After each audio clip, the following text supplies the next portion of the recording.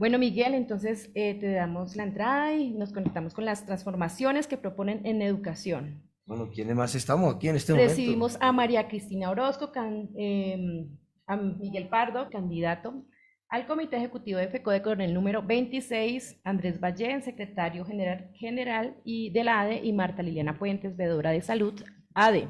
María Cristina, buenos días. Muy buenos días, un saludo especial para todos los maestros y maestras, especialmente para ustedes allá en la mesa de trabajo. Próxima ejecutiva de FECODE, compañera María Cristina Orozco, número 26, lideresa práctica, es directiva de Cundinamarca, que siempre, desde hace 10 años, Magisterio del Día, que se emite desde el puerto, bueno, el puerto, sobre el Girardot, sobre el río El Grande de la Bello. Magdalena. Sí, señor. Vamos a resolver ese, impulsar con la ciudadanía, que eso sea un puerto como corresponde. Un abrazo, María Cristina. Un abrazo para ti, Miguelito, y efectivamente ya nos quedan nomás unos pocos días para el 26, fecha en la cual pues obviamente los maestros, las maestras, en el caso de FECODE, decidiremos quiénes son los próximos ejecutivos y ejecutivas, y pues en general los trabajadores y trabajadoras afiliados a la Central Unitaria de Trabajadores estaremos fortaleciendo nuestra central. Así es, María Cristina, gracias por estar acá. Bueno, Miguel, entonces cuéntanos las transformaciones. Bueno, no, entramos en el recta final, pero, Ya, réstale. espérate un momentico Bueno, que tengo que problemas, aquellos hablar aquí problemas técnicos. María Cristina, entonces. Normal, normal en este tipo de transacciones. Sí, señor, sí, Bueno, señora. decía que entramos en recta final y entonces en ese sentido, hoy pues vamos a plantear las transformaciones que nosotros estamos impulsando en educación Ujú. y por supuesto que las haremos sobre la base de estar, no sobre la base, con mucha más responsabilidad desde el Comité Ejecutivo de la Federación. Creo que entonces pues tenemos una lideresa pedagógica aquí con Tremenda. nosotros. Y Sí, veo que también ya entró la compañera Marta. Bueno, vamos a ver. Entonces, damos la palabra a las compañeras primero. vamos con las chicas. Transformaciones, las propuestas nuestras para transformar la educación. Desde el Comité Ejecutivo, desde ahora, desde siempre y desde el Comité Ejecutivo. María Cristina. Bueno, Miguelito, pues efectivamente esta es una oportunidad importantísima. La Federación Colombiana de Trabajadores de la Educación, siempre he dicho, es la federación, el sindicato más fuerte que tiene el país, el sindicato que ha hecho mayor resistencia a las políticas neoliberales, y obviamente nos corresponde seguir fortaleciendo esta federación para respaldar todas las reformas que se requieren para ese país que hemos propuesto en las calles y que seguiremos exigiendo desde las calles, porque el hecho de que esté un gobierno alternativo no significa que tengamos el poder, luego eso significa que sigamos unidos, informados y organizados, como digo yo siempre, el Magisterio al Día, porque vamos a tener que estar resistiendo a esos que están en el Congreso, que son de la derecha y que se resisten a perder sus privilegios, se resisten a seguirse lucrando y arrasando los derechos de los trabajadores, de las trabajadoras y en general del pueblo colombiano. Entonces, desde la Federación Colombiana de Trabajadores de la Educación nos espera una ardua lucha para seguir conquistando o reconquistando más bien los recursos que pertenecen al Sistema General de Participaciones, que son fundamentales no solamente para educación, sino para todo lo que tiene que ver con ese Estado social de derecho que planteó la Constitución de 1991, y es que son los recursos para, obviamente, educación, para salud, para agua potable y saneamiento básico.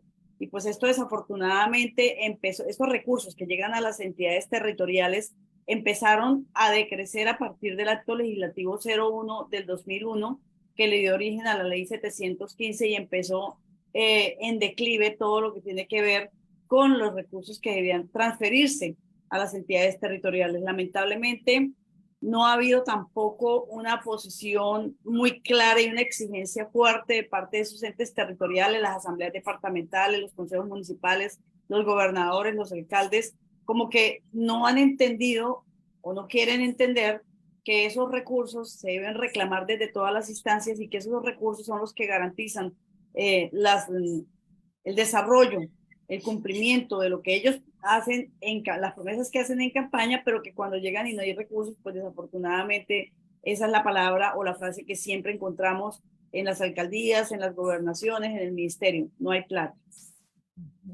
Entonces, pues esa es una de las luchas fundamentales. Obviamente, esperando que tengamos recursos, pues esperamos también que se mejore la infraestructura de las instituciones educativas. Es una deuda histórica. Las instituciones educativas, la gran mayoría de las instituciones educativas en nuestro país adolecen de infraestructura. Algunas están cayendo a pedazos. Sin embargo, los niños y las niñas tienen que mirar, buscarle la comba al palo a las comunidades educativas para poder recibir el derecho a la educación. Pero el derecho a la educación no solamente es cuestión de ofrecerlo, sino que debe ser garantizado en condiciones de dignidad. Y para ello se requieren recursos. Está el tema fundamental del Estatuto Único, pero obviamente antes de pasar al Estatuto Único, el tema de lo que tiene que ver con las plantas de personal docente. Y este es un tema que Miguelito y bueno, todo el equipo ha venido recalcando, que haya un documento que garantice en este momento que paren esa movilización desafortunadamente trágica que están haciendo con las plantas de personal docente y administrativo y directivo en las instituciones educativas. Necesariamente debe haber los concursos para que ingresen los maestros que se requieren, debe haber los concursos debe haber las convocatorias para lo que tiene que ver con nivelación y ascenso en el escalafón, y eso requiere lo del Estatuto Único, y ese estatuto es importantísimo porque son las condiciones de ingreso, de ascenso, estabilidad y retiro de la carrera docente. Entonces son temas fundamentales que requieren una Federación Colombiana de Trabajadores de la Educación fuerte, y por supuesto sindicatos filiales igualmente fuertes y disciplinados para respaldar esas reformas, todas las reformas que se requieren en el actual gobierno. Este estatuto es importantísimo porque son las condiciones. Sí, sí, María Cristina. Sí, muchísimas gracias. Entonces, le quiero dar la palabra a Marta Liliana. Marta, buenos días. Bueno, Martica no se ha conectado bien, tal vez. Miguel. Bueno, yo creo que nosotros hoy tenemos que insistir como en dos asuntos centrales. Uno, el de materializar una política educativa pública avanzada durante este cuatrenio, tanto el cuatrenio del gobierno de cambio como el cuatrenio pues que le corresponde a este nuevo periodo de la federación, y esa política pública avanzada que ha presentado el movimiento pedagógico y obviamente lo ha presentado la federación y los equipos que hoy conformamos esta coalición tan importante, pues implican creo que dos asuntos centrales y urgentes en este momento. Uno es el de restituir los deteriorados ambientes escolares.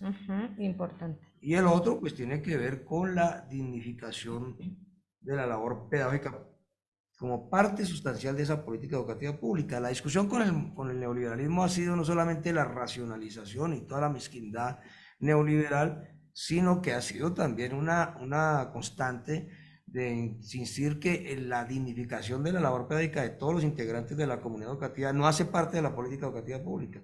O sea, maestros con niveles de formación altos, o los chicos con todos los elementos de bienestar. Pareciera que no, que lo que importa es la clase, es decir, se ha constituido la clase como la principal actividad y casi única actividad académica. Pues María Cristina en cualquier momento me podría complementar e interrumpir, no tengo ningún problema de este conversatorio. En este orden de ideas, para nosotros, esta restitución de los ambientes escolares tiene un tema urgente que va a durar estos 4 años. Es resarcir los estragos del confinamiento en materia pedagógica y en materia de salud. Para nosotros ese punto sigue siendo, porque el hecho de que ya pasó el confinamiento, el hecho de que ya no es pandemia, ¿sí? No quiere decir que no tengamos hoy un reto, que la misma UNESCO ha planteado que estamos retrasados en América Latina y el Caribe por el confinamiento 1.5 años en materia de aprendizajes, lo llaman ellos. Nosotros entonces debemos insistir en ese punto, y es que nosotros desde el movimiento pedagógico y desde el CEDI hemos planteado una nueva organización escolar y curricular. Y tenemos que volver a ese punto. Y esa nueva organización curricular escolar requiere más infraestructura, bienestar escolar, pero también requiere sobre todo, y ahí entonces entramos en conexión con lo que ha dicho María Cristina, una nueva normatividad sobre plantas de personal donde prioricen los criterios pedagógicos y donde prioricen las condiciones de dignidad de la labor pedagógica de toda la comunidad educativa. Hemos hecho una propuesta en este equipo de 10 puntos y comenzando con el que acaba de mencionar María Cristina, que para discutir todos los temas de modificación de parámetros, mientras todo eso se da, debe haber unas garantías, y las garantías es que los maestros y maestras, los provisionales administrativos y en propiedad que se encontraban en la planta en el 2022 deben estar en continuar. Es decir, no puede haber disminución de las plantas de personal en los colegios del país con respecto a los 2022. ¿Cuál es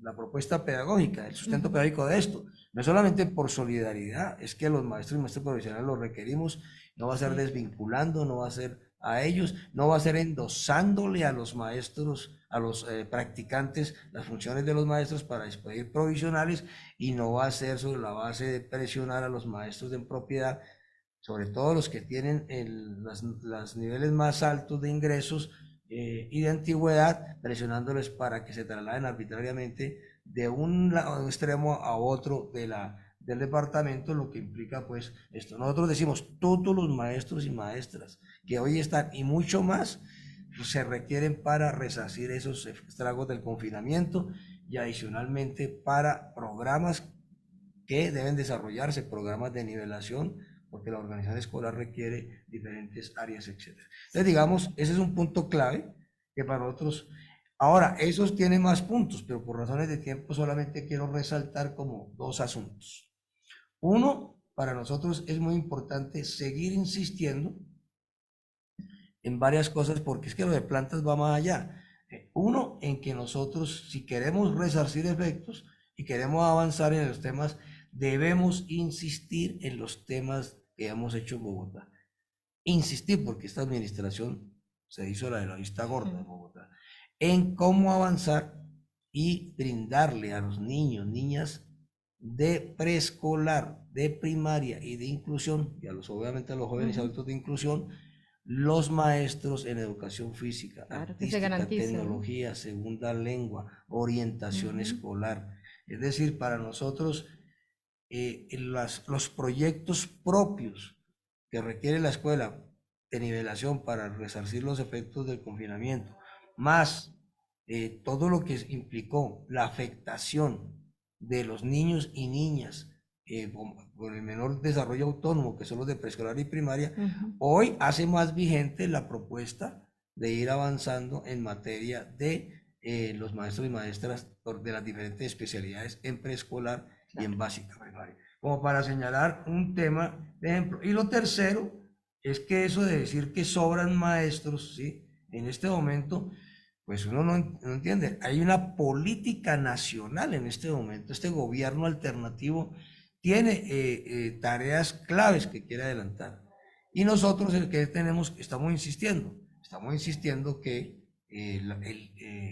la igualdad de género, la protección del medio ambiente, la etnoeducación y por supuesto la Escuela Territorio de Paz requieren ser incorporados a la política educativa pública. Y para ser incorporados a la política educativa pública, pues requiere maestros que estén destinados y dedicados a ello. Y en los 340.000 maestros y maestras, entre los que hay en este momento, tenemos maestros que tienen las especialidades, los conocimientos para poder fortalecer. Ejemplo, Escuela Territorio de Paz. Necesitamos llevar a la escuela todas las recomendaciones de la Comisión de la Verdad y las recomendaciones de la Comisión de la Enseñanza de la Historia. Y eso necesita maestros, ¿no? Para esas circunstancias, como para la protección del medio ambiente, o si no, no vamos a poderlos incorporar a la política a la política educativa, estos elementos. Y finalmente, cesar todo el abordaje de las cajas de compensación y de órganos y organismos que la sociedad creó para otras cosas que pretenden reemplazar la escuela, ¿sí? Debilitando su función social y adicionalmente, perdón, imponiendo currículos diferentes e imponiendo relaciones laborales humillantes, ¿no? Y ese sentido, digamos, son unos elementos sobre plantas de personal, pero que implica lo que hemos señalado. Una parte clave de restituir los ambientes escolares pasa por los temas de discusión de la planta, y se me olvidaba uno que es muy importante para Bogotá, la derogatoria, para todo el país, perdón, estamos hablando ahorita, la derogatoria de la circular 20 y 21 que nos dejó el gobierno anterior. Bueno, el gobierno anterior dejó la 20, ¿sí? Y el 21 no la ha querido derogar, que pretende suprimir el derecho que tienen las poblaciones en discapacidad, suprimir el derecho de mal, porque según ese ministerio saliente son maestros, son ofertas segregadas y nosotros no aceptamos semejante discriminación, Sí, precisamente en lo que se llama la educación inclusiva. Miguel, ya está con nosotros Andrés Ballén, secretario general de la ADE. Andrés, muy buenos días. Miguel, no sé si ahí pudiera agregar algo a lo que Sí, decía. Pero por sí, claro que supuesto, sí, mi María Un Cristina. Cris, segundito. Y es que es importantísimo, por ejemplo, lo que tiene que ver con los maestros de las medias técnicas que nunca se han convocado a concurso y que también los están trasladando y los están moviendo permanentemente. Y desde luego, el fortalecimiento a las escuelas normales es clave porque es el lugar donde se forman los maestros y las maestras para preescolar y para primaria. Y pues vamos por los 3 grados de preescolar, desde luego, garantizados por el Estado. pues ha dejado el punto para más adelante, pero de una vez, María Cristina, nosotros insistimos en acelerar el proceso del actual concurso y proceder a diseñar un concurso nuevo, pero que este concurso incluya las áreas, niveles y modalidades educativas que no han sido convocadas desde el año 2002 por la reforma. Esto implica las que tienen que ver con el fortalecimiento de la educación técnica, los institutos técnicos, la educación media especializada, académica o técnica, inclusión y por supuesto fortalecer los programas que hemos mencionado sobre el particular en materia de política, en política de género, política de paz, etcétera. Y por supuesto lo que insistimos, los maestros en todas las áreas, en preescolar, Sí, señor. en básica y en inclusión. Eso es para la zona rural, para la zona urbana y por supuesto fortaleciendo los temas de educación, educación de jóvenes adultos, educación rural y un elemento clave para nosotros, seguir avanzando en la convocatoria para 3 grados de preescolar Sí, y para orientación escolar. sí, señor. Bueno, recibimos a Andrés Ballén. Andrés, buenos días.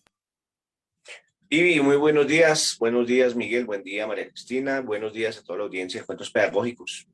Buenos Muy días, contento Andrés. de participar Es el esta metido mañana. del rock. Ahora toca decir secretario general de la ADE, antes le decíamos metido del rock. Los dos, seguimos Bueno, siendo los dos en bueno, uno. eso está muy bien. Bueno, Andrés, cuéntanos. Estamos hablando, Andrea, aquí conversando con María Cristina y Marta Liliana sobre las propuestas en transformación de la educación que impulsaremos. Estamos impulsando desde siempre, no es la primera vez, pero no es lo mismo desde la dirección de la federación, tanto de la Asamblea de Delegados y Delegadas, máxima autoridad de la federación, como también desde el Comité Ejecutivo, desde las Secretarías de Asuntos Pedagógicos y por supuesto desde los centros desde los centros de estudios de investigación y docentes. Bueno, hay una cosa que yo quiero agregar, estaba escuchando los puntos que que lo que acaba de mencionar o estaba desarrollando Miguel, más lo que estaba agregando María Cris. Hay un punto que me llama mucho la atención y tiene que ver con la educación inclusiva en el país. Eso es absolutamente importante porque eh, modificar el sistema, bueno, hacer la reforma constitucional del sistema general de participaciones y pensar en una política educativa avanzada en Bogotá y, por supuesto, en el país, requiere de contratar el personal docente especializado para el trabajo que se requiere en las aulas en educación inclusiva. Los intérpretes de señas, maestros que sean los que trabajan como modelos lingüísticos, auxiliares, mediadores y todos los profesionales que se requieren, pero contratados de forma directa por las entidades territoriales, sin que haya una posibilidades de tercerización laboral. Y se necesita que esos docentes, los docentes de apoyo, por ejemplo, en la inclusión, pues cumplan con una jornada laboral de 6 horas, como la cumplimos los demás maestros que intervenimos en todo el proceso educativo en el país.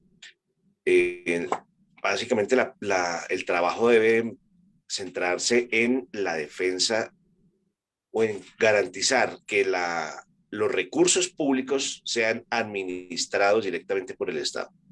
Esto es una de bueno, esto lo mencionaba Miguel, pero hay que resaltar que una de las luchas nuestras en Bogotá y pues tiene que ser también en el ámbito nacional, es que no haya la mediación de terceros en lo que es la función social de la escuela. Por eso hemos sido muy insistentes en que las cajas de compensación pues se retiren de las escuelas con sus modelos de tercerización laboral y también con sus supuestas intervenciones para la mejora de la calidad de la educación. En Bogotá está demostrado que no ha habido un cambio sustancial en la calidad de la educación por la vía de incluir o contratar, hacer esas contrataciones billonarias con las cajas de compensación. Por el contrario, pues eso lo único que deja es un sinsabor de cómo están manejando los recursos, particularmente cuando se observan cosas como el PAE. En Bogotá, el PAE no, o sea, si a nivel nacional tenemos grandes dificultades con el PAE, no solamente por los problemas ya conocidos de corrupción, sino con relación a la calidad de los alimentos y la calidad y cantidad de los alimentos que se entregan, pues en Bogotá sucede y lo hemos denunciado. Entonces, ese punto nomás para revisar, pero todas las demás intervenciones que hacen esas empresas privadas, pues no es que hayan aportado grandes cosas. Por otra parte, pues seguramente ya lo mencionaron, pero también hay que decir que se requiere la financiación completa de la canasta educativa, garantizarle a los estudiantes en el país todos esos elementos que son constitutivos del derecho a la educación. Cuando se habla de accesibilidad, por ejemplo, asequibilidad, adaptabilidad, la adaptabilidad, el derecho a la educación por la vía de la adaptabilidad pasa no solamente porque haya una buena infraestructura y que se le garanticen lo que ahora están hablando, que pues es cierto, pero también ahora se convirtió en una especie de moda en la enunciación y son las trayectorias educativas. De eso nos hemos ocupado siempre, de que los estudiantes tengan su paso por la escuela en las mejores condiciones. Pero ahorita el punto es, la adaptabilidad tiene que ver también con que se le brinden esas condiciones materiales, con que los estudiantes, sobre todo en las zonas que tienen más, que recogen o por estratificación, hay población en condición de vulnerabilidad, tengan esas condiciones básicas a cargo del Estado. Entonces, es muy importante. Y ya, pues eso, aparte de ya lo que mencionaba Miguel de los deteriorados ambientes escolares, lo de las plantas de personal, todas esas intervenciones que son tan absolutamente necesarias.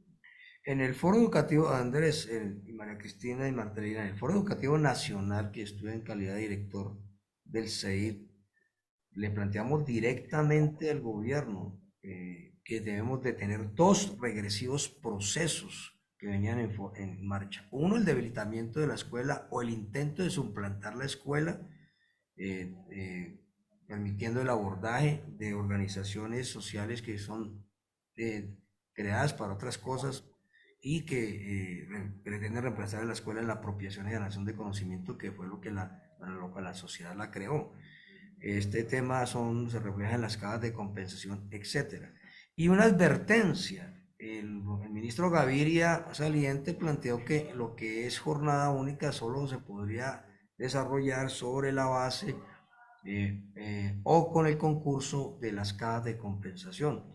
Ese punto para nosotros es un punto de pulso grave y duro. Entonces desde la federación vamos a estar insistiendo y desde la dirección en este punto, porque la jornada única, además debe tener una intencionalidad pedagógica, no es para resolver problemas de tiempos libres.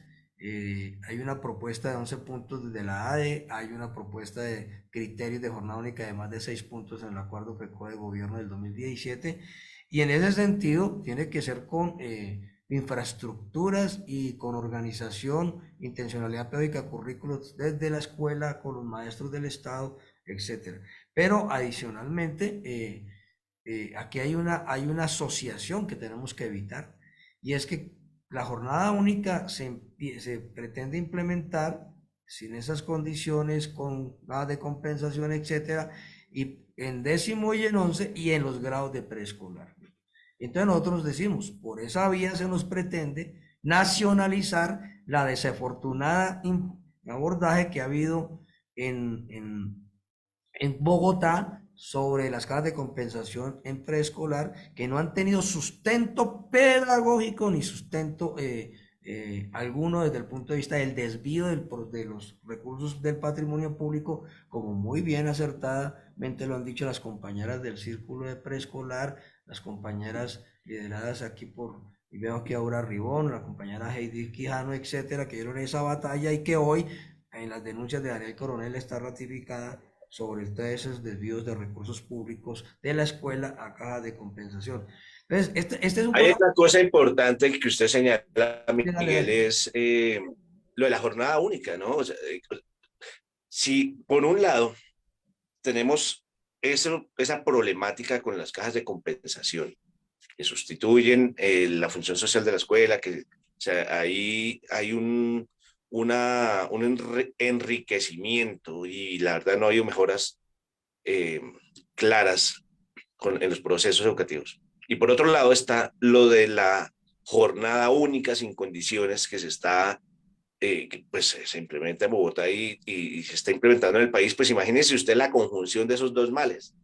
Entonces, no ha habido, por ejemplo, ese diagnóstico nacional acerca de las jornadas únicas, ni la posibilidad del seguimiento a la verificación seguimiento y verificación de las condiciones que debería darse.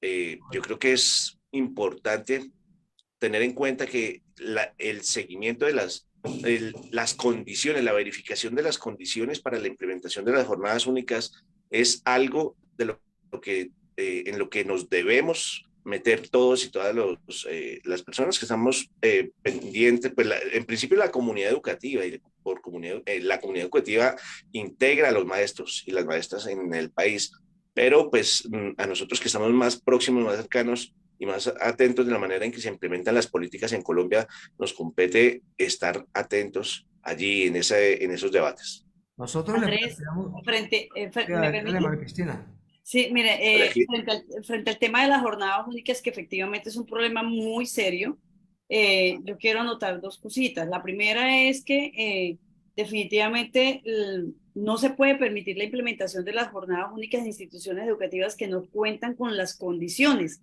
Y ahí entra a jugar un papel trascendental el tema de los gobiernos escolares, porque pues toda decisión que se toma en una institución educativa pasa por el gobierno escolar.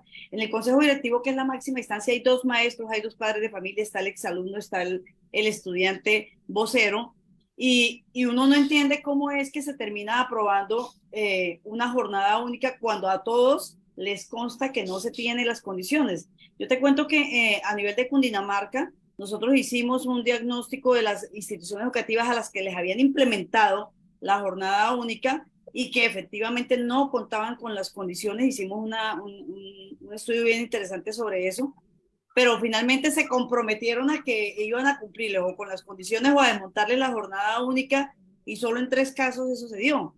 Pero son muchas malas que no cuentan con las condiciones y sin embargo siguen con la jornada única. Entonces yo creo que aquí también urge que las comunidades educativas, desde la organización sindical, sigamos fortaleciendo esos gobiernos escolares, ese empoderamiento para aprender a demostrarle al Ministerio, a la Secretaría de Educación, no se tienen las condiciones, no se puede aceptar una jornada única. De acuerdo, pero creo que no. Ah, perdón. Se fue No, adelante. María Cristina. Aquí estoy, aquí Ah, estoy. que pensé que se te había ido la voz. No, El no. ruido. Bueno, mira, en esto es cierto lo que tú has planteado, y por supuesto, pero nosotros requerimos un acuerdo con el gobierno nacional hoy. Y ese acuerdo nacional es que se establezca según, en febrero del año pasado el dato era, no, perdón, sí, el año pasado era 18.3% según el ministerio, eso fue el dato para la Comisión de Empalme, en jornada única. La propuesta de la federación en ese momento y que hoy es vigente y que este gobierno debe asumirla, es que se haga un alto, se revise cuáles son los colegios, y sedes escolares que están supuestamente en jornada única, que hacen ese 18.3, se mantenga ese tope, se haga Comisión Nacional y comisiones regionales, FECODE, gobierno, con el mismo caso en las entidades territoriales, se precisen cuáles son los criterios y establezcan si se cumplen o no se cumplen los requisitos y se fortalezcan las que no lo cumplen y se proceda a cumplir. Porque se sigue avanzando en metas de 18 a 20 a 30, etcétera, y lo que se hace es extender la desafortunada circunstancia de una caricatura de jornada única que nada tiene que ver con la intencionalidad pedagógica y que nada tiene que ver con que asociar mayor tiempo con calidad de la educación. Hemos dicho, Colombia tiene el 2.300 horas por encima de tiempo escolar en promedio de los países de la OECD, y nosotros no tiene. Entonces, la propuesta de esta organización, la federación, y la propuesta que nosotros retomamos es acuerdo con el gobierno, pausen el proceso y entramos a revisar. No amplíen la meta sin resolver el tema de la consolidación con condiciones desde el punto de vista logístico, desde el punto de vista de la formación de los maestros, pero sobre todo de la intencionalidad pedagógica de los procesos. Aquí tenemos un problema de tiempos. ¿Cómo es la cosa? Sí, para cerrar entonces así súper breve, Miguel. No, pues María Cristina, porque María Cristina, listo. a Le ver, hagamos damos una la ronda de palabra. determinación. Nos quedamos Muy con la breve, gana. supremamente breve, María Cristina, gracias. María Cristina, ahora sí. Sencillamente en esta ronda breve, pues recordarles a los compañeros que el próximo viernes 26 de mayo, a los compañeros y a las compañeras, el próximo 26 de mayo tenemos el Día de la Democracia Sindical, que vamos a fortalecer a la Central Unitaria de Trabajadores, a las CUR regionales y por supuesto a nuestra Federación Colombiana de Trabajadores de la Educación. Ahora, hay candidatos para el 8º Congreso de la CUT. Estamos apoyando el número 113, maestro Dairo de Suachoque. Para la Asamblea estamos apoyando a la compañera Laura Fonseca, para la Asamblea Federal con el número 24. Para la CUT Bogotá, Cundinamarca, bueno, tenemos varios candidatos. Estamos por un lado apoyando a Dayana y por otro lado apoyando a Jimmy Triana con el 931. Y para la CUT Nacional también tenemos 2 candidatos apoyando de este equipo, a Fabio Arias y a Dori Capera. Y por supuesto para la Federación Colombiana de Trabajadores de la Educación el número 26. 26, votamos 26. Sí, señora. María Cristina, muchísimas gracias, como siempre, por estar tan dispuesta, por estar aquí en nuestro programa. Como tú dices, el 26, vote 26. Andrés, muchísimas gracias. Miguel, Bueno, muchas no. gracias. Andrés iba a despedir. Por supuesto, no, voy a mencionar lo siguiente, es que este conversatorio ha sido absolutamente rico en argumentos. Encontramos en el equipo, en cabeza, pues, esta candidatura número 26, la FECODE, cabeza de Miguel Pardo, un recorrido amplio por por todo lo que significa la educación, no solamente en Bogotá, sino en el país. Y en ese sentido, con la suma de la experiencia que tiene Miguel, con la que trae María Cristina, con la que traemos todos los equipos que estamos en una gran coalición para esa candidatura, es motivo para que la gente se decida a votar el próximo 26 de mayo. Sí, a señor. FECODE Miguel Ángel Pardo Romero. Un abrazo para todos y todas. Igualmente, gracias Andrés. Bueno, Miguel, muchísimas gracias. Ahorita te damos nuevamente la entrada. Un abrazo. Listo.